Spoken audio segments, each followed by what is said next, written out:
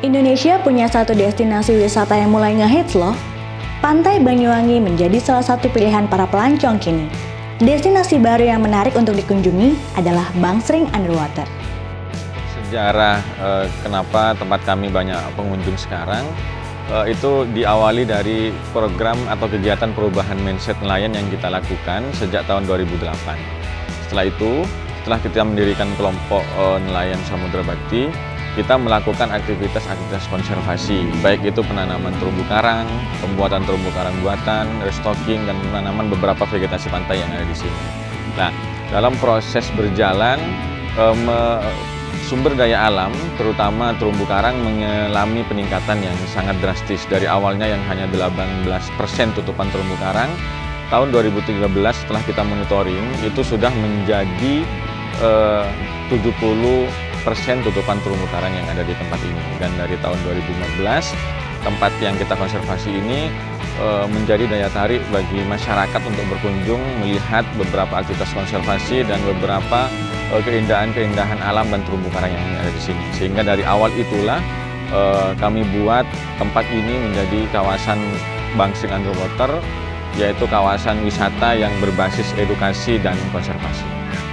Di sini wisatawan tidak hanya bisa menikmati atau aktivitas wisata, tapi mereka juga kita ajak untuk melakukan aktivitas konservasi seperti penanaman terumbu karang, penanaman ekowisata, penanaman cemara laut, dan juga beberapa edukasi baik untuk sekolah-sekolah dasar, TK maupun perguruan tinggi atau SLTA yang datang ke tempat kami juga bisa belajar tentang masalah aktivitas konservasi yang ada di sini. Dan untuk beberapa aktivitas fasilitas-fasilitas yang lain, di sini ada rumah apung, ada penangkaran atau klinik hiu, yang hiunya yang awalnya rusak kita sembuhkan. Terus ada semacam beberapa aktivitas seperti bola air, jet ski, banana boat, dan beberapa atraksi diving maupun snorkeling di tempat ini. Dan dari tempat ini juga sekarang bisa kita menuju ke Pulau Tabuhan maupun ke Pulau Menjangan. Jadi kalau yang sebelumnya ke Pulau Menjangan itu harus melalui Bali, tetapi sekarang tidak hanya Bali, tetapi lewat Banyuwangi, lewat tempat ini sudah bisa ke Menjangan. Beralih ke Makassar, meski syarat akan peninggalan sejarahnya yang eksotik, Makassar juga punya potensi perikanan yang besar. Aktivitas di pasar ikan tidak pernah sepi saban harinya. Banyak warga setempat yang menggantungkan hidupnya dari sektor ini. Selain itu, potensi pariwisata juga dimiliki oleh Makassar. Salah satunya, Pantai Losari yang menjadi pusat aktivitas masyarakat setempat maupun pelancong yang ingin menikmati panorama laut sambil kuliner. Jika kita menghadap ke arah laut, akan didapati sebuah bangunan terapung, Cafe Terapung Makassar. Awalnya kami merintis Cafe Terapung Makassar ini berawal pada bulan Oktober tahun 2015 yang lalu. Atas kerjasama Kementerian Perikanan dan Kelautan Republik Indonesia bersama kelompok usaha bersama kami, yaitu kelompok usaha bersama Bahari Mandiri, yang pada waktu itu salah satu pihak dari Dinas Perikanan dan Kelautan Kota Makassar menawarkan kepada kelompok usaha kami, usaha bersama kami, untuk mengelola rumah apung ini yang telah terkatung-katung selama 1 tahun. Kami membuat konsep tersendiri, yaitu Cafe Terapung Makassar. Yang menjadi unggulan di Cafe Terapung Makassar kami ini, yang pertama adalah dari makanan seafoodnya. Karena seafoodnya betul-betul segar, karena langsung diambil dari keramba kami. Ada 8 kotak keramba yang berada di Cafe Terapung Makassar. Salah satunya dari 3 yang terisi sekarang, satunya itu ada bandeng dengan 3.000 ekor, baronang ada 1.000 lebih, dan kerapu ada 150 ekor. Dan ada pula yang menjadi keunggulan di sini, selain menjadi seafoodnya, ada juga wisata di sini, yaitu ada 3 wisata yang kami angkat. Yang pertama adalah wisata bahari. Wisata bahari, contohnya kita bisa menikmati keindahan Pantai Losari dari tengah laut.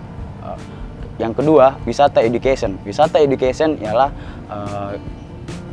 itu dari penangkaran ikan atau pembibitan ikan. Kita bisa belajar bahwa walaupun di tengah laut Kota Makassar airnya sedikit keruh, tapi dengan adanya Cafe Terapung Makassar membuktikan bahwa kehidupan biota laut di Kota Makassar masih bisa hidup.